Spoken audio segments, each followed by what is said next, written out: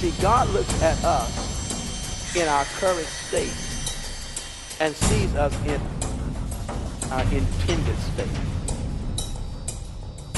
Your breakthrough may not come the way somebody else got their breakthrough. Your breakthrough may come a totally different way. God has given you the victory, and because the triumph is yours. Health is a mindset. Wealth is a mindset. Prosperity is a mindset. The sons of Jesse and all of them marched right down. And God said, no, that's not the one. No, that's not the one. No, that's not the one. Head and shoulders, got the warrior spirit, looking good as a soldier. But here's a little ruddy looking fellow. Nobody even thought that he can ever be a king. God says, bring that boy here. I want him. And he gets anointed. And David becomes king. Moses, his life was at stake as a little baby. The decree to kill all the babies, the Hebrew boys. But that mother got a little basket, put him in the bulrush and sent him down the Nile River. And God had a plan for him to be intercepted, wind up in Pharaoh's house, to be trained and developed and mature because of an assignment that God has. See, some of you have gone through some stuff. Sometimes you don't even recognize what God was preparing you for, because there's something yet to what? Come. So God says, I want to fulfill my purpose. But you don't understand where I came from. No, it doesn't mean anything, because God calls shaky people to do steady assignments.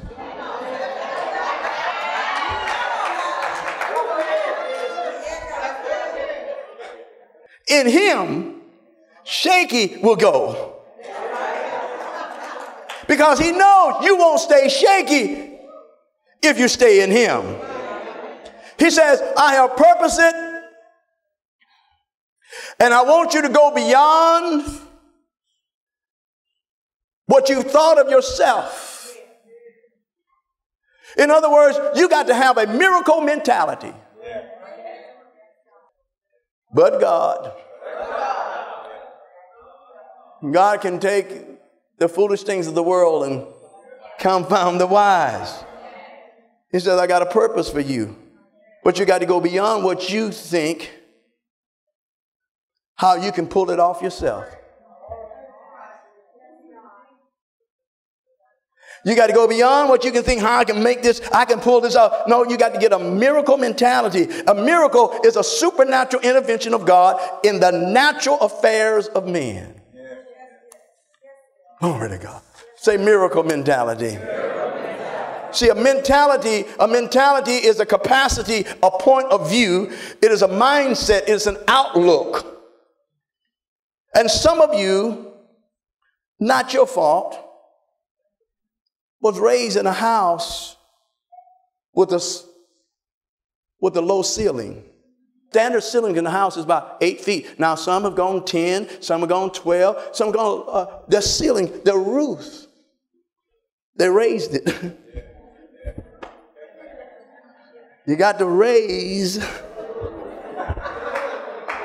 You got to go up past the ceiling, because the ceiling is like that and tells you you can only go so far. It's not merely your fault. Just because someone falls, they're done. That's a low ceiling. Just because someone missed it and blew it and they fail, and you think they're over, it's over, that's a low ceiling. So he says, I call people. What has happened in your life, it doesn't matter. You've been called. I said you've been called. When you were in your mother's womb, you felt something. You might not know what it was, but you felt something happening. You were being called by God. Jeremiah, you were called. Yeah. Even before you were formed in your mother's belly, I knew you. See, we must take it beyond your mentality, beyond your capacity, beyond your mindset, beyond your point of view, beyond your reasoning, beyond your attributes, beyond your disposition. And you must go beyond the ordinary to the extraordinary. See, I want you to go beyond your accommodation, go beyond your dimension, go beyond that ceiling. That say, this is the only way you're going to be, this is the only way you're going to live, that's the only way you're going to have. Your holding ability, you got to go beyond that. So go beyond your own ability. So you must be trained to reign. You know the story without me going through all of the scriptures on it. But God comes to Moses and he says, Moses, I got an assignment for you. The Bible says that Moses was trained in Pharaoh's house. He grew up. He was trained. He had matured. He had developed. He was ready to hit the mark. Exodus 2 verse 11. And it came to pass in those days when Moses was grown, say grown, that he went out into his brethren and looked on their burdens, and he spied an Egyptian smiting a Hebrew, one of his brethren. And he looked this way and that way. He looked this way, looked that way, this way. He see them, they fighting Hebrew brother, and he looks this way, and what is happening? And when he saw that there was no man, he slew the Egyptian and hid him in the sand. He had grew up, he was grown, he had matured, he's about to step into assignment. Watch what happened. It was the right time. Say right time. It was the right time, but in the right time, he made the wrong choice.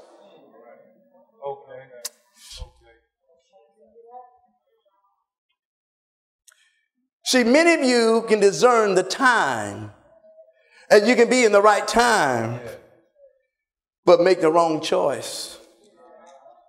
Moses was ready for assignment. Moses had been prepared. Moses, okay, God, you have an assignment for me. You have a purpose for me. And so he's going to be a deliverer. He's a deliverer. Yeah.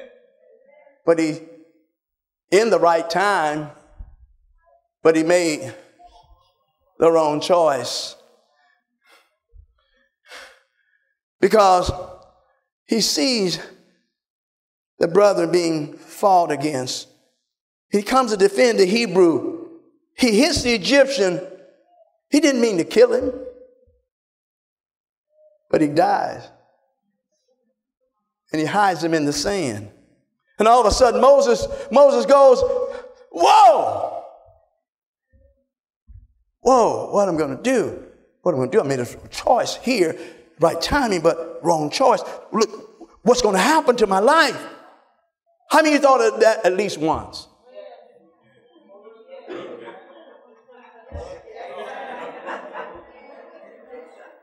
How many of you made a choice and you stepped out and you felt like it was the right time, but you did something and it blew it, and all of a sudden you ask yourself, God, what's going to happen in my life? What's going to happen in my marriage? What's going to happen in my business? What's going to happen in my family? What's going to go on now?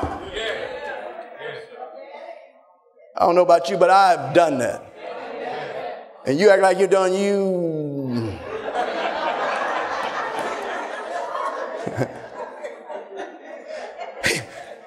Moses goes on. He said, whoa, I killed him. Where do I hide him? Oh, I got to hide him. I got to put him under the sand. See, that's what we do. Sometimes we hide stuff because we don't want anybody to find out. We have good intentions. We want to do the right thing. Listen to me. Oh, my time. But we made the wrong choice in the right time. So we hide. That thing that seems like it's going to affect my life. What I'm going to do. This is not the way I saw it. This is not the way I thought it was going to work out. This is not the way I saw when I was growing up and being mature and step into my purpose and step into my destiny. This is not the way it's supposed to work out. So he kills and he hides the man. And the Bible said what Moses did became known. And Moses fled. He began to run. He began to run for his life. Don't you know most of society is running and they don't know where they're going? Come on, hear this prophetically now. There are many people today are running. They're running. They're running. They're running. They're running. They're running until they begin to wander. They're wandering and they're wandering. They're wondering what's going to happen, and they're wondering. They're running. They're running. They're running. They're running. They're running. And they're running. And Moses is running for his life. He's running. He's running. He's running. He's wandering. He's wandering.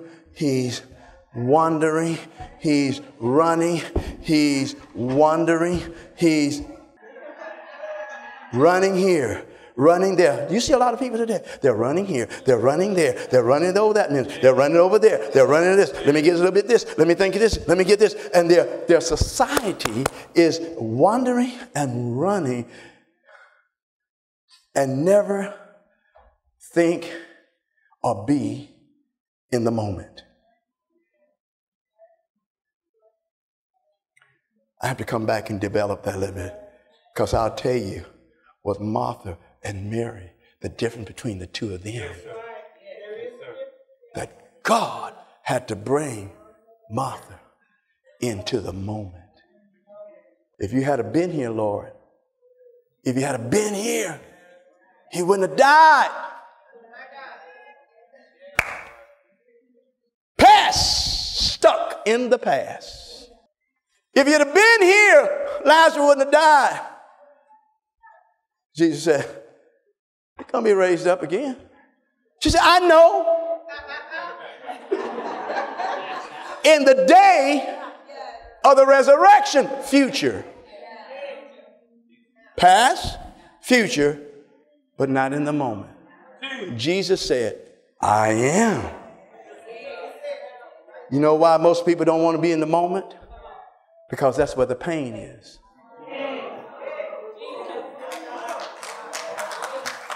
So they'll go to the past, or they'll try to escape into the future and not be in the moment. So they keep running and running and running and wandering and wandering and wandering and wandering and wandering, not knowing where they're going. You take away their smartphone, they can't handle it.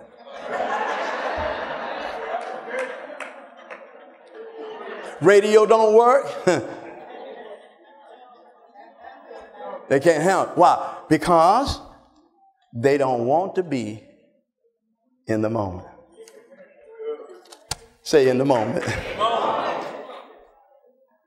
Say be in the moment. Be in the moment. See, God is not in the past. God is not in the future. God is in the now. What do you do now? Come on, we're going to change your mentality, because the miracle mentality, it changes, go beyond your point of view, goes beyond your capacity to think. It goes beyond the limitation of your ceiling. And you begin to see beyond what you can even imagine and think. So the people go and keep running, and they rush through the moment. Stop a moment. Slow down. Slow it down. Be still and know I'm God.